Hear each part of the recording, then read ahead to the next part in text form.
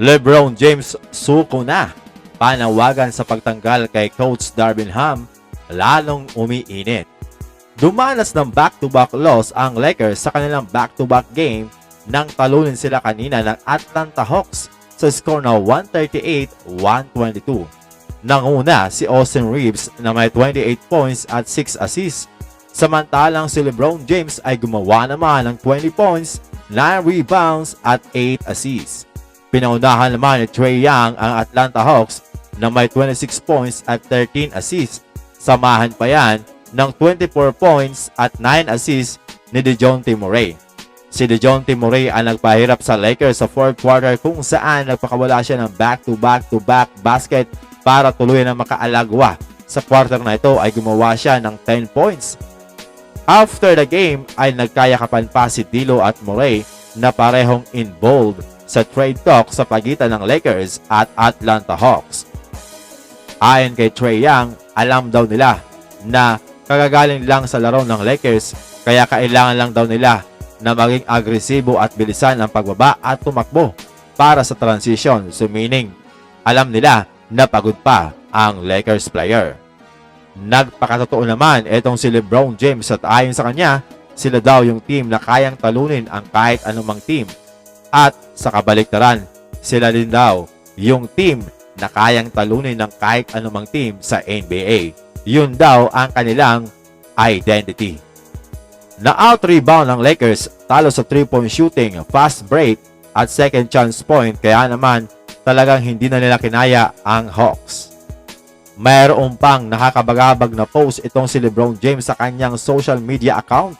Nag-post nga si LeBron ng isang hourglass. Meaning, talagang delikado na sila at nauubos na ang oras o baka naman, ubos na ang pasensya ni LeBron. Natanong pa siya kung ano ang kanyang masasabi o mensahe sa kanyang mga ka-teammate. Ayon kay LeBron, wala daw siyang mensahe kundi gawin lang nila ang kanilang trabaho. Nako, delikado talaga ang Lakers lalo't one game under 500 na sila at pag nagpatuloy pa ang pagkatalo ay babagsak nga sila sa kanilang standing. Given na sa next 5 game nila ay makakaharap nila ang malalakas na team maliban na lamang dito sa Charlotte Hornets at wala pang kasiguruhan kung kailan nga makakabalik si Anthony Davis. Ang pinakamainit ngayon sa mga fans ay itong si Taurean Prince at Coach Darvin Ham. Sa katunayan, trending pa ngayon sa Twitter ang Fire Darvin Ham.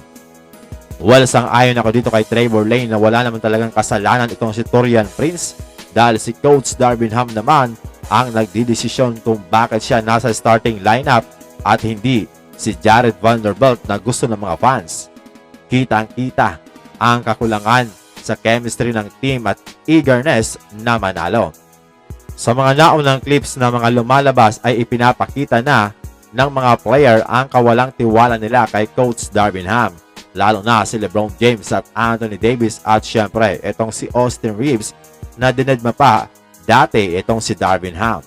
Si Darvin Ham ang sinisisi ngayon sa hindi magandang takbo ng Lakers dahil dapat daw maganda na ang kanilang chemistry.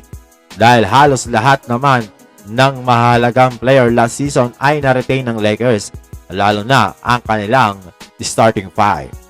Maging si O'Shea Jackson Jr., ang anak ng rapper na si Ice Cube, ay nag-post na rin at nanawagan na tanggalin na itong si Coach Darvin Ham.